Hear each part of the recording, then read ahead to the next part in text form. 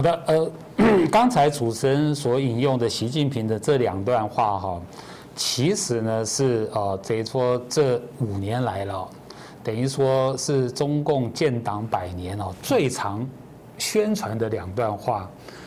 什么中国？因为以前这个毛泽东讲的嘛，1949年这个中华人民共和国成立，他在天安门这个城墙上面大喊“中国人民站起来了”嘛。那现在习近平就把这个话接下来了中国人民站起来了，也富起来了，未来要迎向强起来了。那后面还有另外一段话，也是常被引用的也是他们这个习近平的建党100年主要的宣传口号，也就是刚才讲的中国落后就要挨打，贫穷就要挨饿，然后呢私语就要挨骂好，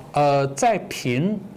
论这2段话之前我先讲一个中国共产党的一个基本的心态，尤其反映在习近平的身上。刚才讲的那2段话，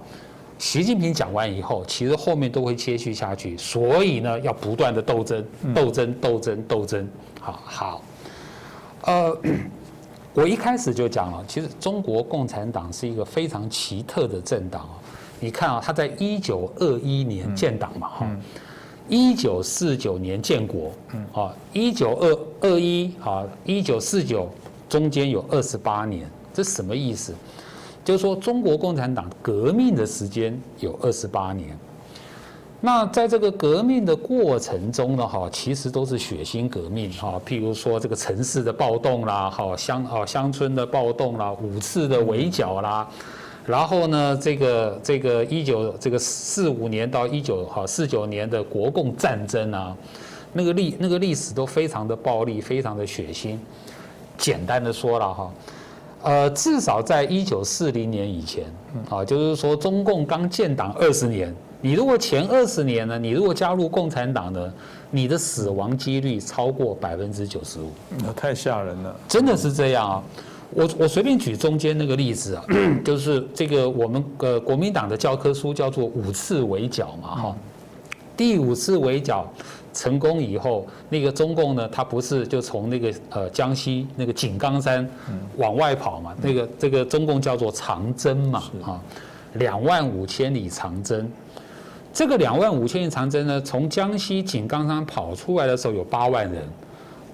人，经过25000里长征到陕西延安的时候，只剩下6000人。你看沿路折损那么8万，到最后剩6000。这死亡的那么多人，还不是大多数，不是说国民党去杀的，不是，是因为那个路途太艰辛，饿死冻死一堆你看光是这个革命的历程呢，就够吓人了，95%的死亡率。后面还有更吓人的，假设你是1940年以后比较幸运了你加入共产党，死亡率没那么高了。但是根据毛泽东说的共产党内历经过10次党内重大的路线斗争，有10次斗争。换句话说，到1976年毛泽东死之前我们就算到1976年，你只要是加入这个中国共产党的，你有超过95%，你是被批斗的，你会被批斗的这个毛泽东自己承认，他党内就有10次重大斗争嘛举个文化大革命来讲的话，那个中共的这个10大这个统帅10大元帅叶剑英，他在1979年的时候，他曾经公开过这个数字。他说，文化大革命，光是武斗死了对不起，武斗的话死了12万人，武斗死了12万3000多人，有250万干部被批斗，被批斗的250万，有30万多干部被非法关押，被关起来了，里面有11万5500多名干部非正常死亡，吓不吓人？所以你再想想看就是这一个政党，中国共产党从他出生到28岁建国嘛，到28岁，他是经过这样子的环境长大的，所以这个党啊，又到1976年，全部都在斗争中，所以这个党啊，难怪那个美国总统拜登说过，说习近平哦骨子里面就没有民主。那习近平的骨子里面是什么？就是斗争啊。那所以说刚才讲的哈那几句话，要从这个角度看，落后就要挨打啊，贫穷就要挨饿，失语就要挨骂。然后中国已经从站起来、富起来要迎向强起来，他这些话都是非常典型的，用民族主义来解释过去的历史。他的目标是在限制中国的未来走向。然后呢，再配合，还记不记得习近平说过要有4个自信，对不对？4个自信里面最重要有制度自信。这是什么意思哦？就是说中国共产党现在的政治体制，习近平认为就是最好的。那完了，就是说任何只要敢批评中国共产党现在的政治制度的人，你就是没有自信，你就是反党。所以呢，他不但是在封杀就是说我们刚刚谈到的民主自由跟人权，他还在打击民主自由跟人权。所以我们今天看到一个我觉得是比较悲哀的情况。假如我们说中国100年革命的魔咒是因为救亡压倒了启蒙，反帝对不对？压倒了民主，那么今天的情况叫做强国要打倒民主，强国要打倒这个启蒙。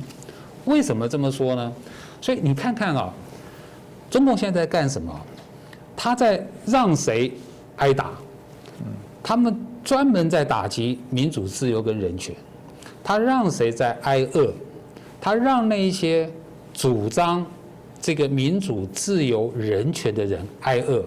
刚才主持人谈到香港的那个《苹果日报》的事件，那是一个非常典型的。《苹果日报》它只不过就是主张民主自由人权嘛，结果呢，你看查封他的报社，冻结他的这个资金，没收他的机器，让这些人挨饿。还有很多例子，譬如说我们过去几年看到，在中国大陆的内部嘛，有很多老教授，对不对？他们都出来批评习近平。结果呢，中共干一件事情，取消他们的退休金，让他晚年无以安养，就让他们挨饿嘛。那至于挨骂呢，很简单啦，就主持人刚刚讲过了，用战狼外交的方式骂回去。所以呢，